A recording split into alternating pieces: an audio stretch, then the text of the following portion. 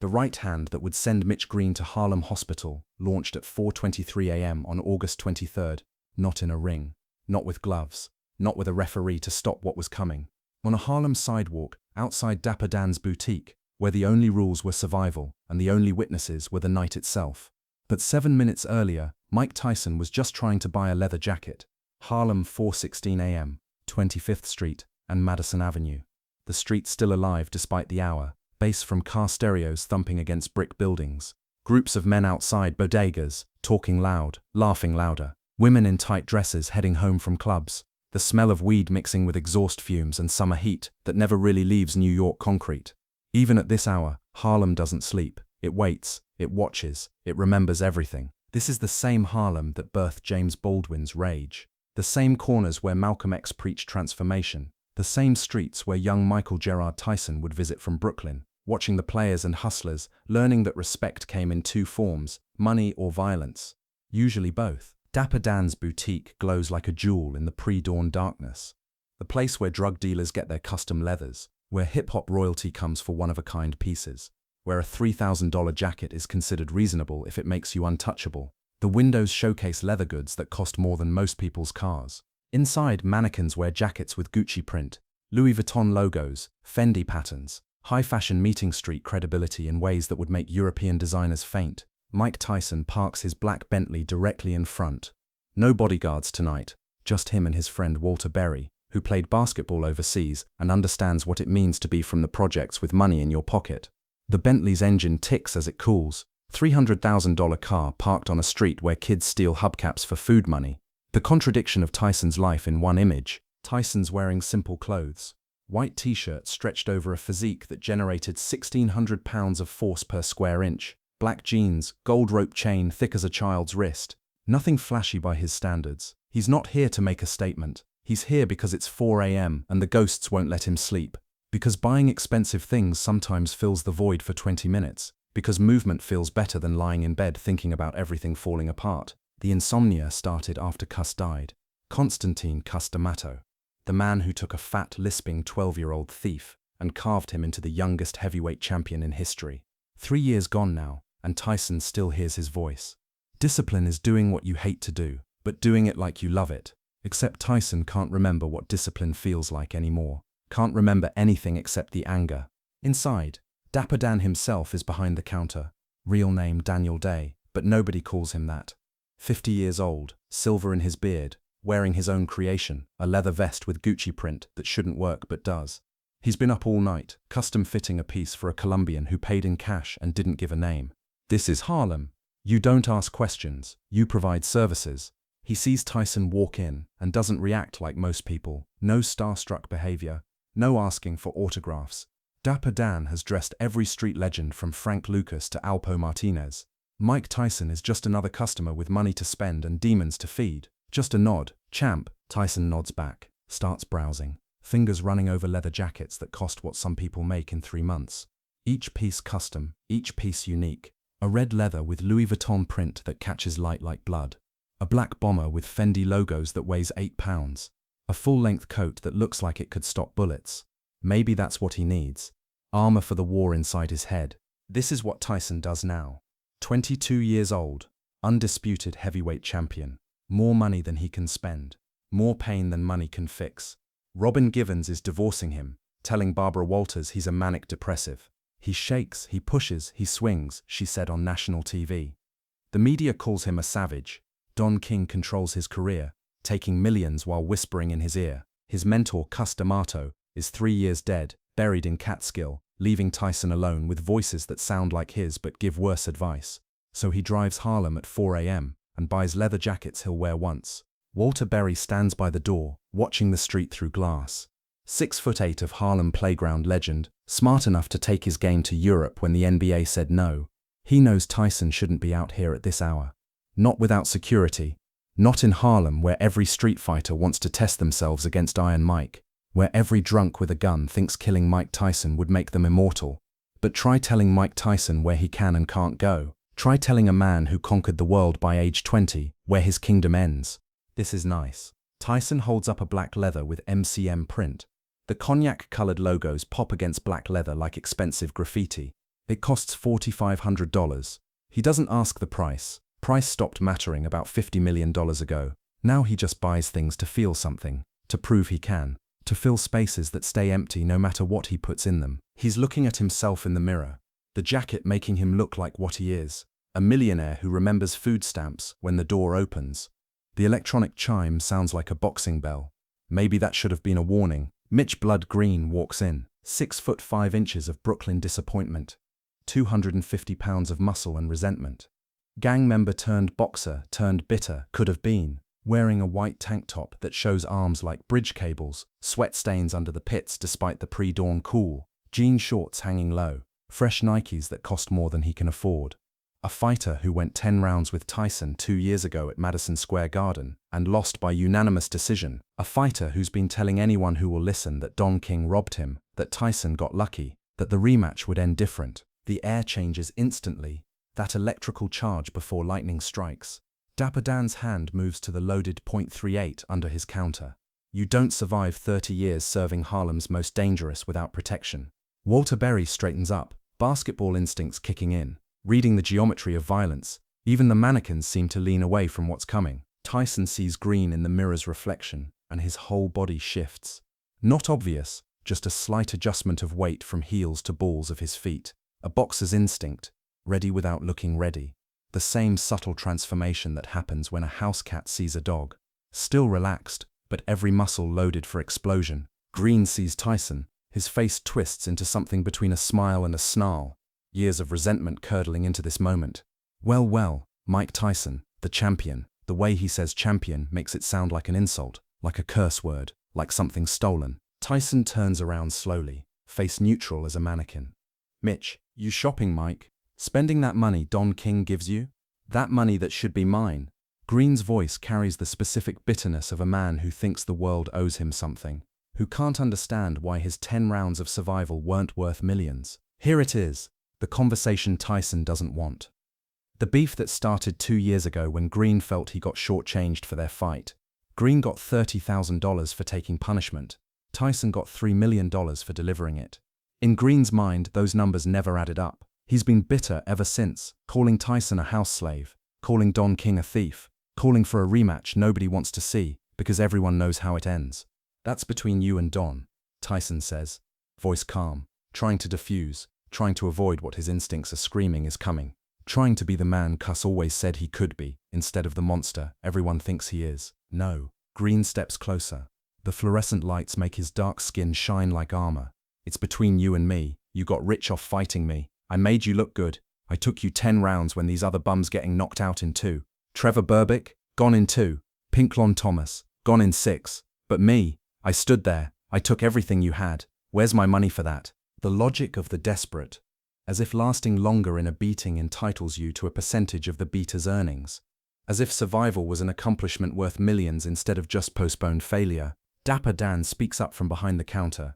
Gentlemen, this is a place of business. I got customers coming in 20 minutes. Green doesn't even look at him. His bloodshot eyes locked on Tyson, pupils dilated. He's high on something. Cocaine probably, or maybe just high on his own rage. I'm talking to the champ.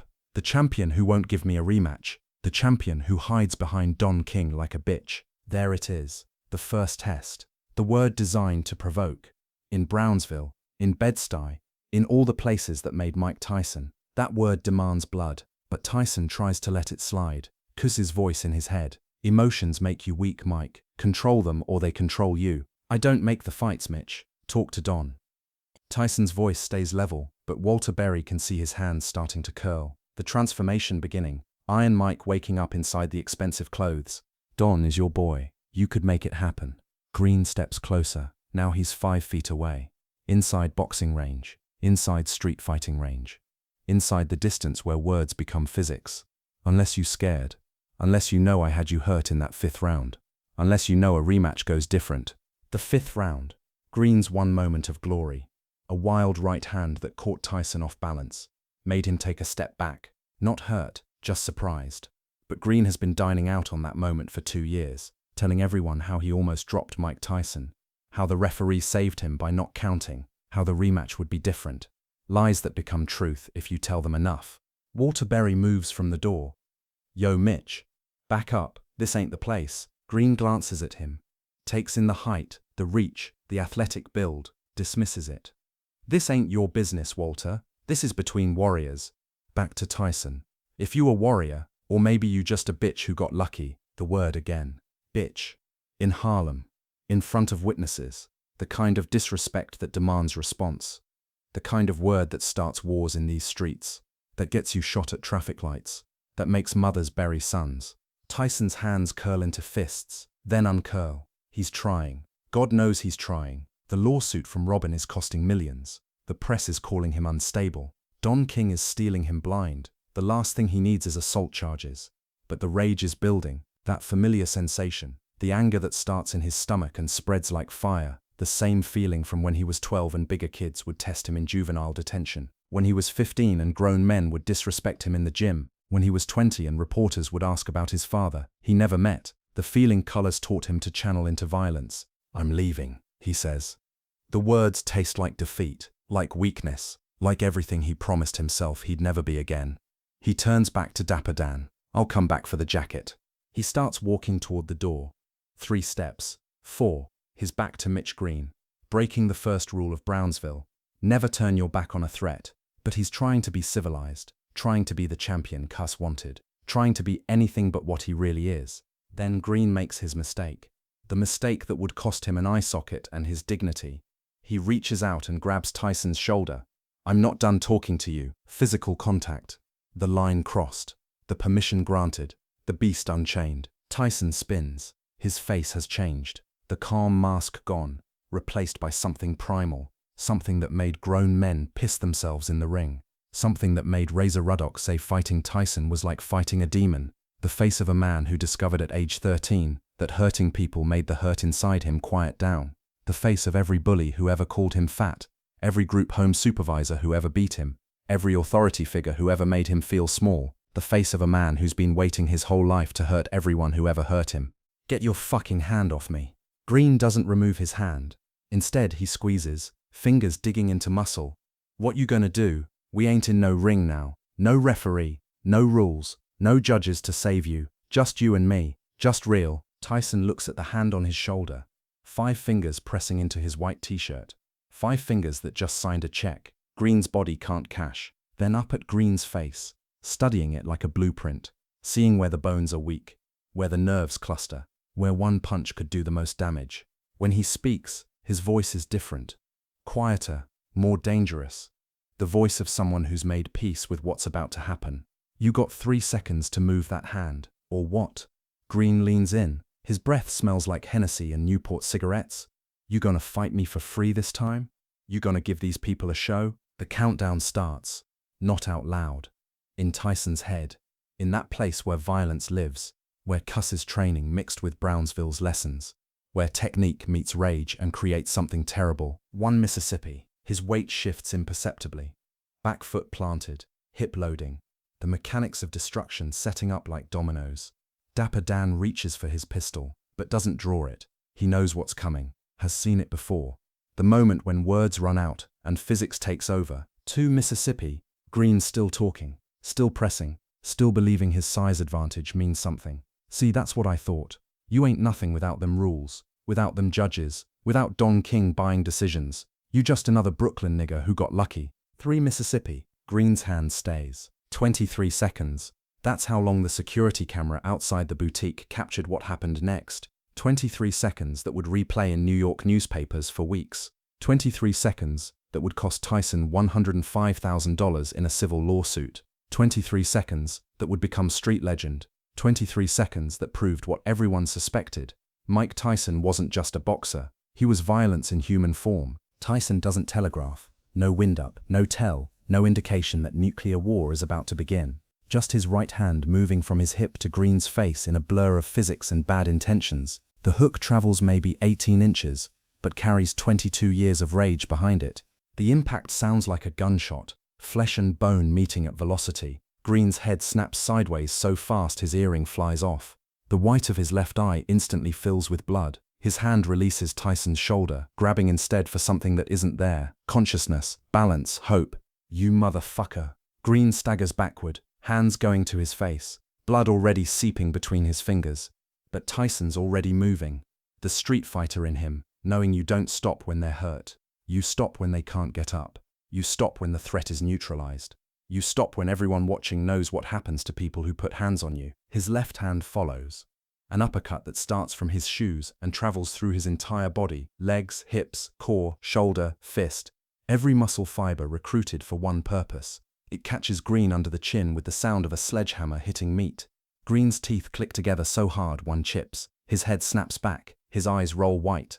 Green's legs wobble like a newborn colt. He throws a wild right hand. Slow, desperate. The kind of punch-drunk people throw in bar fights. Tyson slips it easy, muscle memory from 10,000 hours in the gym. The punch whistles past his ear. He counters with another right, this one to the body, to the liver, to that spot that makes trained fighters quit.